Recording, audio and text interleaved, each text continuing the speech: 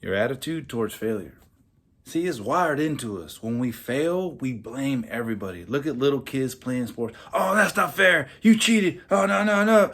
It's built into us. We're wired into it. You'll see a 5-year-old blaming the referee when their team's losing. It's built into us. I don't know where it started. I don't know where it came from. But after you do something a couple hundred or 1,000 times, it kind of sticks to you. So then when you become an adult, you're still in that tendency to make excuses and to blame everyone else when you fail. The real top go-getters, the real 1%ers that get it there and get it, those people, when they fail, they don't blame anybody. The only person they blame is themselves. And the first thing they do is say, what did I do wrong? Where did I fail to prepare? Where did I just didn't do enough homework. I didn't do enough research, and that's why I failed. But see, the other people, right? It's more of a pride thing. You don't want to admit you're the reason you failed at something or lost at something. So you push it here, you push it there, you blame this person, you blame the rest. You blame everybody but yourselves. And it's pride and it's ego. And a lot of it comes from being a child. And I get it. Some of you don't even recognize it. You have excuses lined up before the event is even done. But if that is your attitude, you will never move up here. You will always stay down here. And the world isn't fair. I'm going to tell you right now, it's not fair. I got dealt a rough hand, but I still pulled through. And don't get me wrong, I've got thousands of failures and losses as a player and as a coach. And the first couple hundred times, yeah, I tried making excuses. I tried blaming everybody else. I tried saying, oh, they got lucky. But after a couple hundred times, I realized that's not going to change anything. That just makes my ego hurt a little bit less. That just helps my pride get boosted just a little bit for a temporary moment.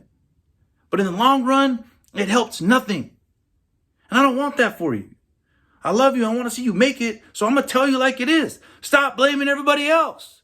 Blame yourself. Now look, sometimes there's things that are out of your control and there's nothing you can do.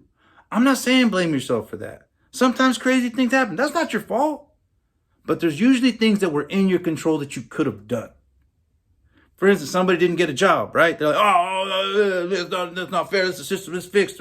It's like, well, actually a mature person would say, I really focused on getting my opening statement and saying why it would be great for your company to hire me, made sure to dress up and look good. Only problem is when you walk through the door, you didn't have your resume in hand. And little did you realize by you not having your resume ready to go as the first thing, you were already disqualified from the job. They still did the interview with you to be nice and stuff, but because you did not read the fine print and say, bring a paper written resume, you didn't get the job. And a mature person would be like, oh, okay. I focused too much on dressing up nice. I focused a little too much on my statement. I did not focus enough on making a resume and reading the small fine print and following instructions. My bad. I'm going to learn from that. I will not make that mistake again. That's what mature people do.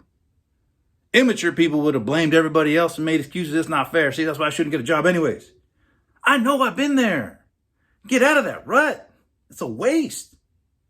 I swear to you, man, one of the worst experiences of my life. I gave a speech. Thank you, Raquel Overall. Rest her soul, man. And she made me do a speech, and I didn't want to. But I was like, all right, I'll do it. I got up there, do my speech. Remember, Old Spaghetti Factory on Shaw. And I was decently cool until they said they had like the dean of Stanford and somebody from the San Francisco Times that were grading this essay, I wrote an essay and I was supposed to give a speech on it. And I was getting psyched out. Man, by the time my time came to speak, my voice was cracking. I couldn't even look at the audience. I was just looking at my paper. I read it monotone and I got out of there. And it was one of the worst feelings of my life. And I hated it. I was mad at Raquel. I was mad at myself for not preparing. But that day, something clicked. That day, I knew I did not prepare enough. And I never, ever wanted to feel that way again for the rest of my life. I felt like junk up on that stage, just giving a speech. And it was my fault. There was nobody to blame. And the second I did that, my life changed for the better. And that's what I want for you guys, man. Because your attitude towards failure will determine if you're successful or not. Man, you can accomplish anything you want as long as you want to sacrifice and put in the work. I believe in you. Go get it.